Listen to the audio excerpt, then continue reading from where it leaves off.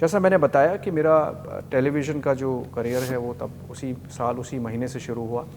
I was in Ahmedabad and we also rush to these places. कई बार ऐसा हो रहा था कि हम कहीं खड़े थे और थोड़ी दूर पे बॉम्ब ब्लास्ट हो रहा था, क्योंकि आप देखें कि 20-25 बॉम्ब ब्लास्ट हुए थे और 56 लोगों की जान गई थी अहमदाबाद में। और ये वो दौर था, इंडियन मुजाहिदीन का नाम तब तक निकल के नहीं आया था जब तक ये ब्लास्ट हुए थे, अहमदाबाद सीरियल ब्लास्ट।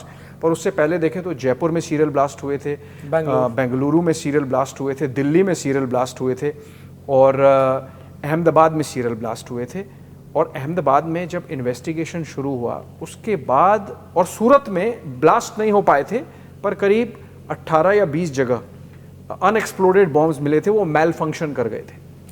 तो गुजरात में 2 बड़े शहरों को टारगेट किया गया था और पूरे देश में आतंक मचाने की कोशिश हुई थी। 2008 और 7 का समय था। बम्बई में सीरियल ब्लास्ट हुए थे जुलाई 2007 वाले। तो मेरे ख्याल से अहमदाबाद में जब ब्लास्ट हुए उसके बाद वो कड़ी रुकी ब्लास्ट होने की। उसका कारण है कि नरेंद्र मोदी मुख्यमंत्री थे और अमित शाह गृह मंत्री थे और उन्होंने निर्णय लिया कि हम इसकी तह तक जाएंगे। क्रैक टीम बनाई और इन्वेस्टिगेशन लॉन्च किया। पर जो सुसाइड बॉम्बिंग तो नहीं कहेंगे, पर ये जो बॉम्बिंग हुई जिसमें प्रधानमंत्री और देश के आज और उस समय के मुख्यमंत्री टारगेट हुए, वो ऐसे हुए कि अहमदाबाद में जो 20-25 जगह सीरियल ब्लास्ट हुए उसमें से एक जगह थी अहमदाबाद का सिविल हॉस्पिटल। और मुख्यमंत्री को उस समय बोला गया, ये तथ्य है और उस समय के अधिकारियों ने पुष्टि की है कि वो बोले कि सर ये कहाँ कहाँ ब्लास्ट हो रहे हैं, आप मत जाइए। पर मुख्यमंत्री बोले नहीं, मैं हॉस्पिटल में जिन लोगों को इंजरी हुई है मैं देखने जाऊँगा। और मुख्यमंत्री पहुँचे हैं, उसके आगे पीछे ब्लास्ट हुआ है। अहमदाबाद का पूर्वी हिस्सा है जहाँ पे सिविल हॉस्पिटल है, अहमदाबाद का बहुत बड़ा हॉस्पिटल है and chief minister reach there. तो इसमें आपको क्या तथ्य मिले हैं? कोर्ट का जजमेंट है 8000 पन्ने का, गुजराती में जजमेंट आया। तो उसमें 2-3 जो इम्पोर्टेंट पॉइंट्स थे कि कोर्ट में इस बात को माना कि there was an attempt to kill Narendra Modi ji and Amit Shah also. और उसमें आइडिया सिंपल था कि शहर भर में मतलब कि बॉम्ब ब्लास्ट होंगे और अमित शाह जी और नरेंद्र मोदी मुख्यमंत्री उस समय के जरूर आएंगे हॉस्पिटल, तो हॉस्पिटल में भी बॉम्ब प्लांट करके रखा। और मुझे याद है ये एग्जैक्टली वहाँ ओपीडी जो ट्रॉमा सेंटर होता है उसके बाहर ब्लास्ट हुआ था, क्योंकि आएंगे मुख्यमंत्री तो वहीं आएंगे देखने, क्योंकि विक्टिम वहीं है। तो ये ट्रैप था। असल में जो बॉम्बिंग था उससे तो कैजुअलिटी होनी थी और उससे जो क्योस होना था, फिर ऑब्वियस है वो लोग मोदी जी को समझते थे कि ये घर में छुपने वाला आदमी नहीं है, ये मना करने के बाद भी ये हॉस्पिटल जरूर जाएंगे। और ऐसा ही हुआ, बिल्कुल हॉस्पिटल गए और ये ट्रैप था और इसीलिए हॉस्पिटल में बॉम्ब रखा गया था।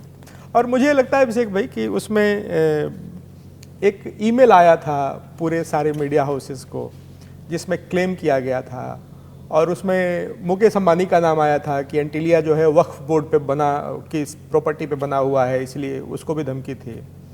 और सच बोलिए तो सीजन था, रेनी सीजन था बॉम्ब्स का। Bombs were raining in the country, एकदम पूरे साल भर। ठीक है, साल भर बॉम्ब्स। उसके बाद आप ठीक कह रहे हैं कि 2008 के बाद बंदी हो गया।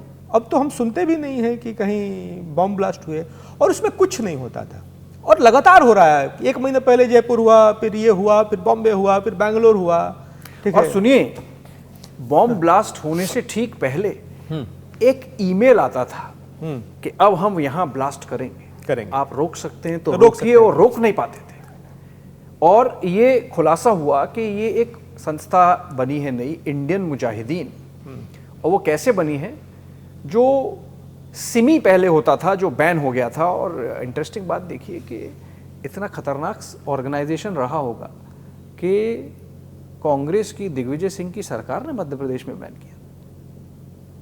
अब क्योंकि बैन हो गए तो उसको मॉर्फ किया गया, सफदर नागौरी और उनका पूरा जो मॉड्यूल था, इंदौर मॉड्यूल और फिर आजमगढ़ मॉड्यूल और फिर वागामोन मॉड्यूल, केरला मॉड्यूल, किस तरह के उनके टेंटिकल्स थे, what deep tentacles. And so Simi में से उन्होंने एस नॉक किया, स्टूडेंट हटाया, और आई इंडिया नॉक किया और इंडियन मुजाहिदीन। और इंडियन मुजाहिदीन ने कितने सारे बॉम्ब ब्लास्ट किए।